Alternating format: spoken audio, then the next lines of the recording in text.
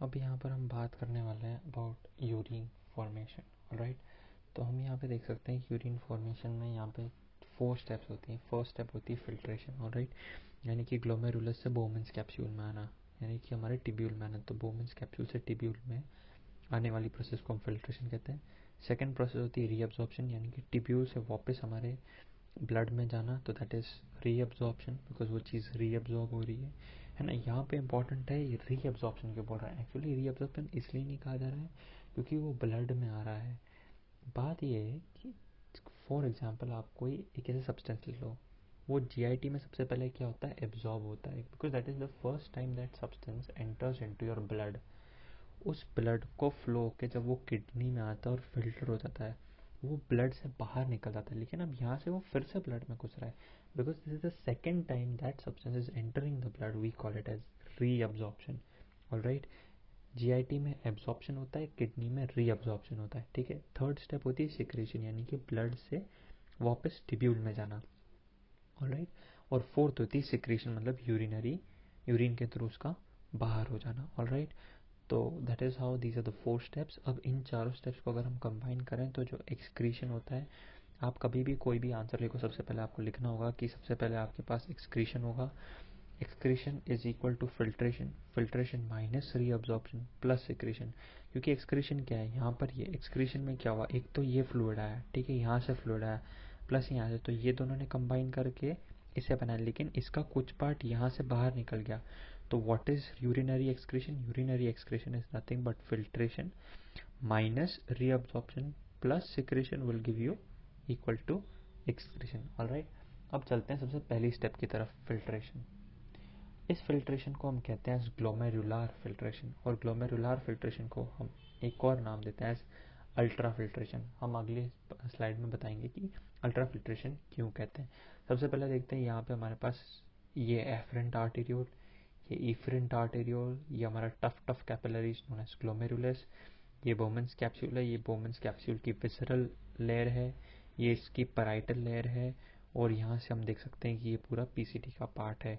ये जो कैविटी दिख रही है we call this as Bowman's cavity, और यहाँ से हमारे पास फिल्ट्रेशन होगा, यहाँ का प्लाज्मा से फिल्टर होकर यहाँ पर हमारे पास फिल्ट्रेट बन के आएगा, ऑलराइट।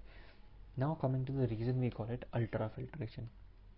तो अल्ट्रा फिल्ट्रेशन क्यों कहते हैं, देखिए आप यहाँ पे उसका एक 3D मॉडल है, ये प्रीवियस पिक्चर का ही quick recap. Afferent arteriole, efferent arteriole, tuft capillaries known as glomerulus, यहाँ से फिल्ट्रेशन होगा।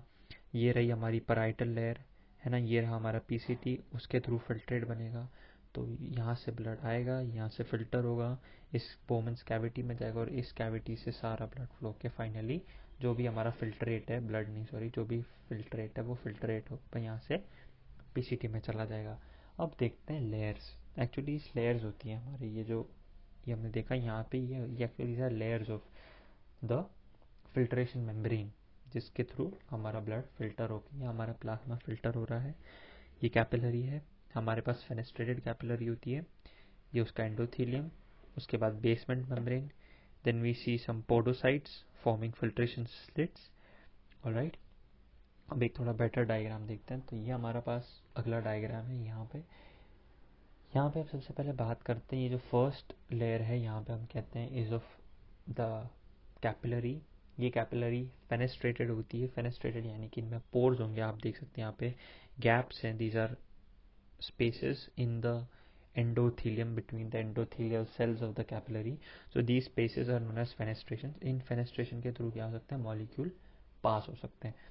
अब आते हैं नेक्स्ट लेयर पे, यानी कि ये जो लेयर आप देख रहे हैं ये है उसकी बेसमेंट मेम्ब्रेन। बेसमेंट मेम्ब्रेन क्या होता है, कोलाजन, प्रोटियोग्लाइकन्स, ग्लाइकोप्रोटीन्स, इन सब से बनी हुई एक मेम्ब्रेन होती है, और यहाँ पे एक मेशवर्क होता है, ठीक है, एक मेशवर्क होता है। तो वो एक जैसे हमारे पास कोई छन्नी होती है ना, तो कोई स्ट्रेनर होता है, किसी भी टी स्ट्रेनर बोलो या कोई वाटर स्ट्रेनर हो, किसी कोई भी स्ट्रेनर, तो उसमें कैसे फाइबर्स का मेशवर्क बना होता है, वैसे यहाँ पर एक मेशवर्क बना रहता है, और इस मेशवर्क के थ्रू भी कुछ सब्सटेंसेस पास करते हैं। उसके बाद नेक्स्ट लेयर हम देखते हैं यहाँ पर is of food process of the podocytes of the glomerular capsule, ठीक है। तो यहाँ पे कुछ स्पेशल टाइप्स के सेल्स होते हैं जिन्हें हम पोडोसाइट्स कहते हैं। जैसे हमारे अमीबा में कैसे पोडोसाइट्स मतलब फूड प्रोसेसेस आती हैं, वैसे ही उसमें से कुछ फूड प्रोसेसेस निकलती है उस सेल्स में से ऑफ पोडोसाइट्स, ठीक है। ये फूड प्रोसेस और ये फूड प्रोसेसेस बनाती है स्लिट पोर्स। क्या बनाती है? Slit pores. ऑलराइट। अब ये जो स्लिट पोर्स होती है ये बहुत छोटे डायमीटर की होती है। आप देख सकते हैं यहाँ पे जो फेनेस्ट्रेटेड कैपिलरी है इसका डायमीटर बहुत है, लेकिन इसका डायमीटर कंपैरेटिवली बहुत ज़्यादा कम है। ऑलराइट। अब इससे और कम डायमीटर वाली आपको ये दो ब्लैक लाइंस यहाँ पर दिख रही होंगी, यहाँ पर भी है, ये यहाँ पर भी, यहाँ पर भी है। तो ये इसलिए क्योंकि यहाँ पर एक नेफ्रिन नाम का एक मॉलिक्यूल होता है। इस नेफ्रिन मॉलिक्यूल से क्या होता है, अल्ट्रा फिल्ट्रेशन क्रिएट होता है, ये ऐड करता है उस अल्ट्रा फिल्ट्रेशन को। आप देख सकते हैं इसका पोर साइज और छोटा है, तो माइन्यूट से माइन्यूट सब्सटेंस ही पास हो पाए, कोई भी बड़ा मॉलिक्यूल पास नहीं हो पाए, इसके लिए हमारे पास ये सारी अरेंजमेंट्स होती है। ऑल्सो एक और इम्पॉर्टेंट चीज़ कि ये जो हमारी मेम्ब्रेन होती है, जो फिल्ट्रेशन मेम्ब्रेन है, ये ऑलमोस्ट नेगेटिवली चार्ज होती है, क्योंकि यहाँ पे कोलाजन होता है, प्रोटियोग्लाइकन्स होते हैं, यहाँ पे भी काफ़ी सारे जो सेल्स होते हैं ये नेगेटिवली चार्ज सेल्स हैं। तो इस कारण से क्या होता है, एक negative charge, overall negative charge create होता है उस मेम्ब्रेन से।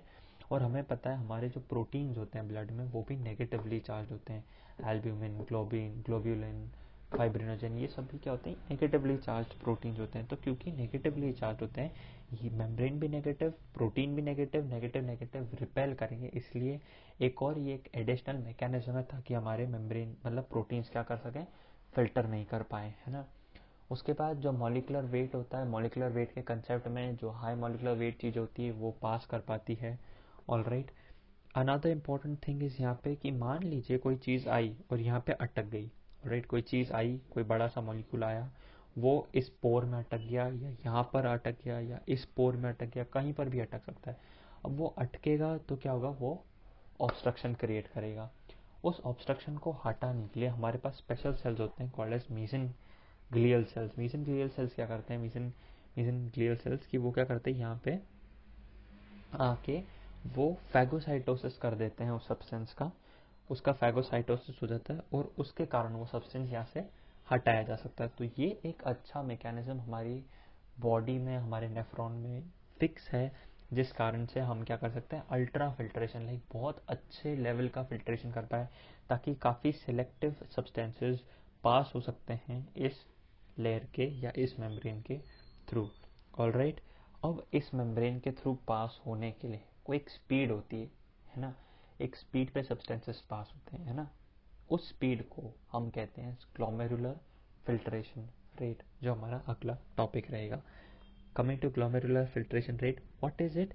Glomerular filtration rate is defined as the amount of filtrate that is formed by the glomerular filtering membrane of both the kidneys in a unit time, है ना। एक fix time है दोनों kidney से होना, और मेम्ब्रेन कौन सी, हमारी ग्लोमेरुलर फिल्ट्रेटिंग मेम्ब्रेन। ऑलराइट। उसको हम क्या कहते हैं, GFR।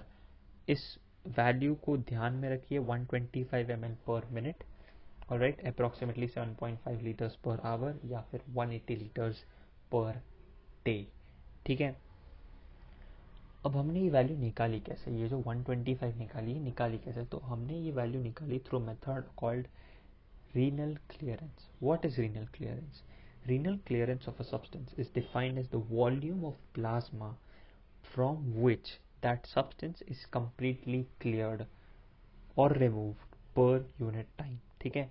तो किसी भी चीज़ का प्लाज्मा में से किस स्पीड पे क्लियरेंस होता है, किस स्पीड पे वो प्लाज्मा से बाहर हो जाती है, उस स्पीड को हम कहते हैं रीनल क्लियरेंस। हम GFR को कैलकुलेट करने के लिए दो टाइप्स के रीनल क्लियरेंस यूज़ करते हैं, एक होता है इन्यूलिन क्लियरेंस और दूसरा होता है क्रिएटिनिन क्लियरेंस। सबसे पहले हम देखेंगे inulin clearance. What is inulin clearance? Inulin एक सब्सटेंस है जो हमारी बॉडी में प्रेजेंट नहीं होता, हमारी बॉडी में बनता भी नहीं है, लेकिन उससे पहले हम कुछ ऐसी चीज़ें डिस्कस कर लेते हैं जो इम्पॉर्टेंट है कि जब हम रीनल क्लियरेंस की बात करते हैं तो रीनल क्लियरेंस के समय हमें कोई ऐसा सब्सटेंस, कुछ क्राइटेरिया होते हैं फॉर चूजिंग द सब्सटेंस। वो क्या क्राइटेरिया? सबसे पहला criteria, it should be freely filtered by the glomeruli. Second, it should neither be reabsorb nor secreted in the renal tubule, मतलब वो सीधा फिल्टर होना चाहिए, ना उसका रीअब्जॉर्प्शन होना चाहिए, ना उसका सिक्रीशन होना चाहिए, उसका सिंथेसिस नहीं होना चाहिए, उसका स्टोरेज नहीं होना चाहिए, उसमें कोई ऑल्टरेशन नहीं आना चाहिए बॉडी के थ्रू, ठीक है, या फिर किडनी के द्वारा। It should not be metabolised in the body. Of course synthesise नहीं हो रहा है किडनी में, बॉडी में भी बनना नहीं चाहिए कहीं पर भी. ये नॉन टॉक्सिक होना चाहिए, बॉडी को हार्म नहीं करना चाहिए. उसका कॉन्सेंट्रेशन प्लाज्मा में और यूरिन में इजीली मेजर करते आना चाहिए. तो ये 6 क्राइटेरिया जो हमने यहाँ पर देखे, ये 6 के 6 क्राइटेरिया इम्पॉर्टेंट होते हैं अगर हमें कोई रीनल क्लियरेंस की टेस्ट परफॉर्म करनी हो. उस टेस्ट को परफॉर्म करने लिए एक ऐसा सब्सटेंस जो इन ऑल 6 क्राइटेरिया को फिट करता है वो एक होता है इन्यूलिन. इन्यूलिन क्या होता है? It is a polymer of fructose and it meets all the above criteria as an ideal substance for measuring the GFR. Alright, अब देखते हैं हम इसे मेजर कैसे करेंगे. ठीक है, तो हमने पिछली स्लाइड में बात करी कोई एक ऐसा सब्सटेंस चाहिए जो सीधा सिर्फ फिल्टर होए, इसका रीअब्जॉर्प्शन नहीं होना चाहिए और ना ही इसका सिक्रीशन होना चाहिए. ओके, वो दोनों ही प्रोसेस यहाँ पर नहीं हो सकती. आप देख सकते हो अगर हम हमारी बॉडी में 1 मिलीग्राम पर ml इंजेक्ट करते हैं तो ये पूरा का पूरा 100% फिल्टर हो जाएगा. और जब ये फिल्टर होके बाहर आएगा, ठीक है, तो यूरिन में जब हम कहते हैं कि जब हम यूरिन में इसका कॉन्सेंट्रेशन मेजर करते हैं तो इट इज अप्रॉक्सीमेटली 125 मिलीग्राम पर ml, है ना. और जो वॉल्यूम ऑफ यूरिन हमने निकाली पर मिनट वो भी थी 1 ml. तो ये हमने कुछ पैरामीटर्स हमारे काउंट कर लिए. अब हमने डिस्कस किया था कि किसी भी चीज़ के रीनल क्लियरेंस को काउंट करना है, एक ही फॉर्मूला होता है amount filtered equal to amount excreted. कितनी अमाउंट फिल्टर हुई अपॉन कितनी amount into equal should be equal to amount excreted. क्यों? क्योंकि ये चीज़ ना रीअब्जॉर्ब हुई ना सिक्रीट हुई. तो जो यहाँ से आया वो यहाँ से जो इनपुट था वही आउटपुट होना चाहिए, है ना. तो इनपुट में क्या था? एक तो GFR था टाइम्स इसका प्लाज्मा में कॉन्सेंट्रेशन. तो हमें पता चल जाए कि एग्जैक्टली कितनी क्वांटिटी आई हमारे पास, है ना. अगर मान लो कितने रेट पे यहाँ से फिल्टर हो रहा है प्लाज्मा टाइम्स इसकी क्वांटिटी कितनी थी तो हमें बता देगा कि इस ट्यूब्यूल में कितनी क्वांटिटी है. तो GFR into plasma inulin concentration should be equal to, अब यूरिन हमें पता है, हमने यूरिन में हमारे पास ये कॉन्सेंट्रेशन था और हमें इतनी रेट पे निकाली, इस रेट पे निकाली, इतने कॉन्सेंट्रेशन था. तो हमें पता चल जाएगा कि एग्जैक्टली जो भी हमने यूरिन कलेक्ट करी उसमें कितना इन्यूलिन है. ठीक है, तो सेम वे यहाँ पे U इन्यूलिन है. It is the concentration of inulin in urine times the volume of urine excreted. उससे हम GFR निकाल सकते हैं. अगर आप यहाँ पे वैल्यूज रखोगे तो आपके पास वैल्यू आ जाएगी as 125 ml per minute. Alright, ये वैल्यू हमारे पास उस वे में है. अब मैंने कहा एक और मेथड थी क्रिएटिनिन. इन्यूलिन मेथड प्रिसाइज है, अच्छी है, नो डाउट. बट इसमें एक प्रॉब्लम ये है कि इन्यूलिन को हमें हमारी बॉडी में इंट्रावीनसली इंजेक्ट करना होता है. ठीक है, तो जब हमें कोई चीज़ इंट्रावीनसली इंजेक्ट करनी पड़ती है किसी की बॉडी में, हमें पेशेंट को पहले प्रिपेयर करना पड़ता है. ऑलराइट, आपको से टेस्ट, आप इमीडिएटली वो टेस्ट परफॉर्म नहीं कर सकते हो, है ना. अगर आपको क्विकली कोई चीज़ करनी हो तो आप वो कर नहीं सकते हो, बिकॉज आपको पहले पेशेंट को इंट्रावीनसली इंजेक्ट करना पड़ेगा, फिर उसे थोड़ी देर वेट करवाना पड़ेगा ताकि वो इन्यूलिन अच्छे से स्प्रेड हो बॉडी में, फिर वो एक्सक्रीशन आए, फिर आपको उतनी क्वांटिटी वाटर पिलाओ, उसको आप प्रिपेयर करना पड़ेगा. बट एक ऐसा सब्सटेंस जो हमारे बॉडी में बन रहा हो और उसकी प्रॉपर्टीज भी बहुत कुछ मिलती जुलती हो इससे, वैसा एक सब्सटेंस होता है creatinine. Creatinine is a substance of creatine metabolism. जब हमारी मसल्स में एक्सरसाइज होती है, मेटाबॉलिज्म होता है, तब क्रिएटिन से क्रिएटिन फॉस्फेट बनता है और वो क्रिएटिन फॉस्फेट कन्वर्ट होता है, यूज होता है हमारी मसल्स के थ्रू, और यूज होने के बाद उसका एक प्रोडक्ट बनता है एज क्रिएटिनिन. ये क्रिएटिनिन बॉडी में सिर्फ जब मसल्स बनती है तभी मेटाबोलाइज होता है, और ये भी सिर्फ एक्सक्रीट होता है, मतलब सिर्फ फिल्टर होता है. इसका कोई रीअब्जॉर्प्शन नहीं होता, इसका कोई रीएक्सक्रीशन नहीं होता. ऑलराइट, तो उस वे में भी हम ऐसे यूज़ कर सकते हैं. एडवांटेज यही होता है कि ऑलरेडी बॉडी में प्रेजेंट होता है, इसकी क्वांटिटी भी हम इजीली मेजर कर सकते हैं आर्टीरियल और वीनस दोनों में. इनफैक्ट हमारी यूरिन में भी इसको मेजर करना बहुत आसान होता है, और उस रीज़न से क्रिएटिनिन इज सेकेंड एग्जाम्पल और second substance that is used widely for calculating the GFR. Alright, उसके बाद अब हम आ जाते हैं GFR exactly जो हमने काउंट किया as 125 ml per minute. Alright, तो उसके लिए हमने यहाँ पे क्या किया, अब एक और चीज़ होती है, इसका एक फॉर्मूला भी आता है. Alright, इसका एक फॉर्मूला भी आता है. अब पहले हम वो फॉर्मूला देखते हैं. उस फॉर्मूला को देखने से पहले हम दो चीज़ें पढ़नी होती है. एक पढ़ना होता है हमें नेट फिल्ट्रेशन प्रेशर, और दूसरी चीज़ पढ़नी होती है हमें filtration coefficient. Net filtration pressure times coefficient यानी कि filtration coefficient will give you GFR। तो व्हाट इज GFR? GFR की ये दूसरी डेफिनेशन बनती है, GFR is the product of net filtration pressure and filtration coefficient. ठीक है, सबसे पहले बात करते हैं फिल्ट्रेशन प्रेशर की। तो filtration pressure is nothing but the pressure जो एक्ट करते हैं, जो हाइड्रोस्टैटिक प्रेशर्स हैं, जो स्टार्लिंग फोर्सेस हैं, जो एक्ट करते हैं इस ग्लोमेरुलस में, इस रीनल कॉर्पसल में। रीनल कॉर्पसल कुछ नहीं होता, glomerulus plus Bowman's capsule is equal to renal corpuscle. Alright, तो यहाँ पर हम देखते हैं दो टाइप्स के प्रेशर्स होते हैं, एक होता है हाइड्रोस्टैटिक प्रेशर, एक होता है colloidal osmotic pressure. Alright, two types of pressure, hydrostatic pressure, osmotic pressure. हमें पता है हमारे ब्लड में प्रोटीन्स होते हैं, ये प्रोटीन्स यहाँ से आते हैं और यहाँ से बाहर हो जाते हैं, प्रोटीन्स फिल्टर नहीं होते हैं, तो उसके कारण एक ऑन्कोटिक प्रेशर क्रिएट होता है। ठीक है, एक फिल्ट्रेशन प्रेशर क्रिएट होता है जो कि होता है अप्रॉक्सीमेटली 30 mmHg।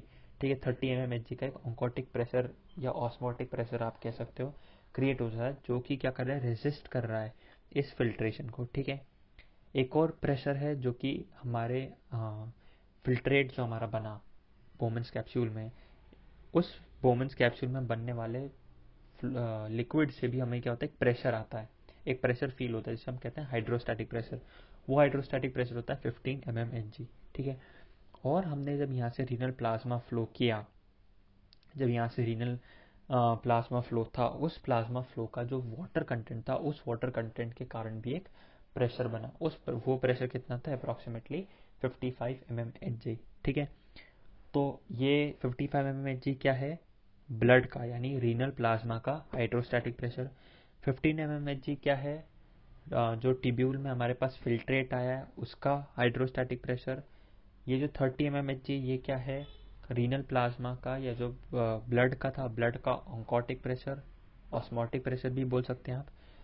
तो हाइड्रोस्टैटिक यानी कि ये जो टिब्यूलर था, जो टिब्यूल थी, टिब्यूल में कोई भी ऑस्मोटिक प्रेशर क्यों नहीं बना, क्यों? क्योंकि यहाँ पे कोई प्रोटीन फिल्टर ही नहीं हुआ। अगर प्रोटीन फिल्टर नहीं होते तो यहाँ पर कोई भी ऑस्मोटिक प्रेशर क्रिएट नहीं होता, इसलिए वो अमाउंट हम 0 कंसिडर करते हैं। ठीक है, तो आप यहाँ पे देख सकते हैं नेट फिल्ट्रेशन प्रेशर को हमने कैलकुलेट किया है the hydrostatic pressure of the plasma minus the osmotic pressure of the plasma minus the hydrostatic pressure of the tubular fluid, है ना, जो हमारे फिल्ट्रेट था। तो 55 minus 30 minus 15 is equal to 10 mmHg। ठीक है, नेक्स्ट मैंने कहा था आपसे हम डिस्कस करने वाले हैं फिल्ट्रेशन कोएफिशिएंट के बारे में। What is filtration coefficient? Filtration coefficient that is KF, F जो होता है सबस्क्रिप्ट में होता है। ठीक है, is product of glomerular capillary wall permeability and effective filtration surface area. ठीक है, which is basically nothing but the size of capillary bed। मैं इसे डिस्कस करूंगा, एक्सप्लेन करूंगा। सबसे पहले हम बात करते हैं, मैं आपको रिप्रेजेंट करके दिखाता हूँ कि एफ ऐसे रिप्रेजेंट होता है। इसकी value in terms of magnitude होती है 12.5, सॉरी ये होती है 12.5।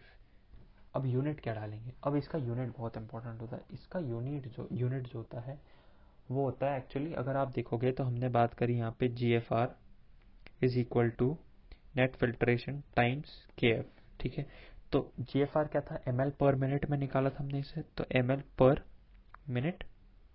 ऑलराइट, और जो नेट फिल्ट्रेशन था वो इनफॉर्म था mmHg।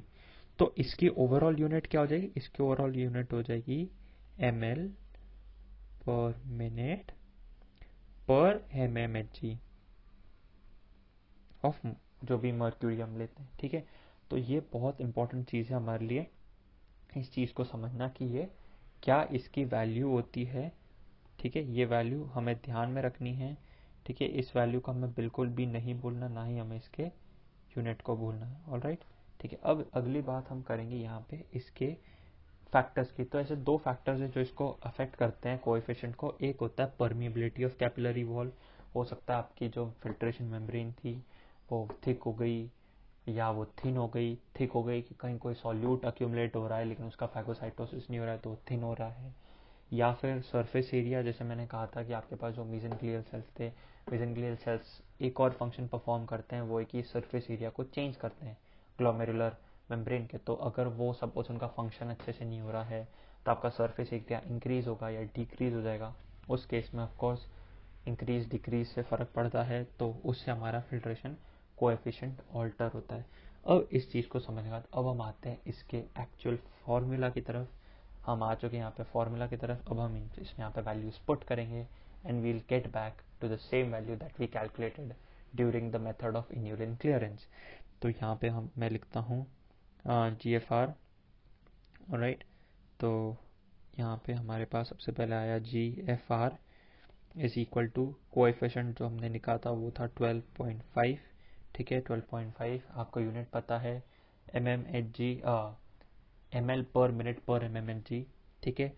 इसके साथ मैंने यहाँ पे दो वैल्यूज डाली, PGC यानी कि ये वैल्यू क्या थी, ये थी 55, ठीक है, ग्लोमेरुलर कैपिलरीज का हाइड्रोस्टैटिक प्रेशर, माइनस टिब्यूल का हाइड्रोस्टैटिक प्रेशर जो कि कितना था हमारे लिए 10 था। यहाँ पे आपको वैल्यूज ध्यान में रखनी है सभी, 15 था, सॉरी 15 यहाँ की वैल्यू थी, ठीक है। तो -15,